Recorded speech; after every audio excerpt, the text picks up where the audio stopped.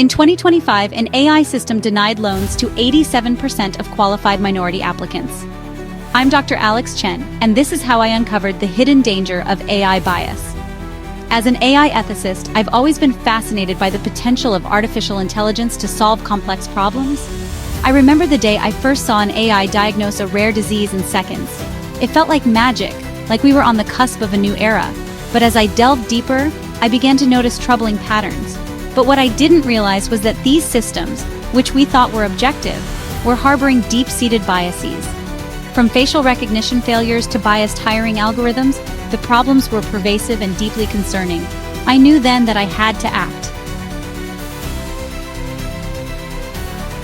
It started with small inconsistencies. AI-powered hiring tools favoring certain demographics, facial recognition systems struggling with diverse faces. At first, I dismissed these as minor glitches, easily fixable. But something didn't sit right with me. I began to investigate, diving deep into the code, the datasets, the very foundations of these AI systems.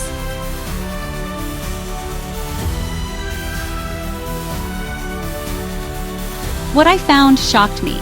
These weren't just isolated incidents. The bias was systemic, pervasive.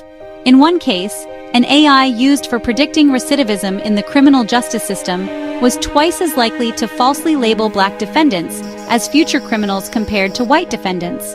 Another AI, used in targeted advertising, was showing high-paying job ads to men at nearly 6 times the rate it showed them to women. As I dug deeper, I found that these biases weren't just glitches. They were systematic issues rooted in biased training data and flawed algorithms. But the real turning point came when I discovered something truly alarming in the healthcare sector.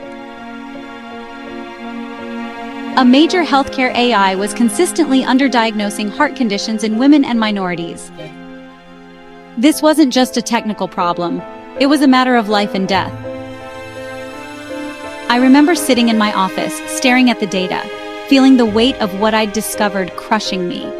How many lives had already been affected? How many more would be if we didn't act? I realized that if left unchecked, AI bias could reinforce and amplify societal inequalities on an unprecedented scale.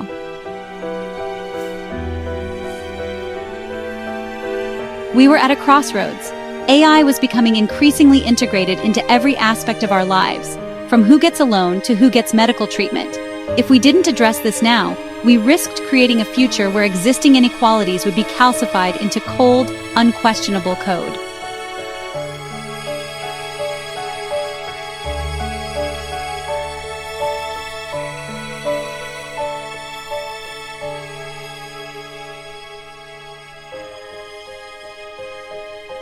The response was mixed. Some understood the urgency immediately. Others accused me of fear-mongering, of trying to hold back progress. But I couldn't stay silent. The stakes were too high.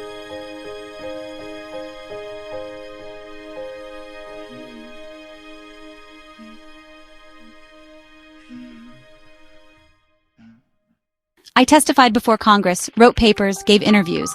Slowly, people began to listen. The challenge now is to recognize these biases and actively work to eliminate them. It's not just about fixing algorithms.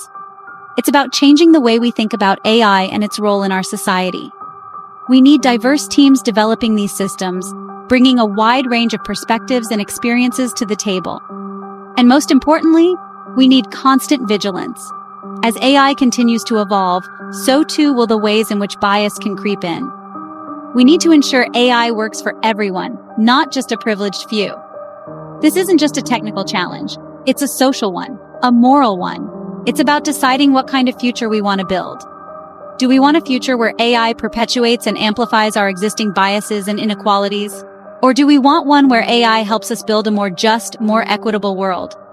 The choice is ours, but we need to act now before it's too late. The future of AI is in our hands. I've made my choice. I hope you'll join me in this crucial fight.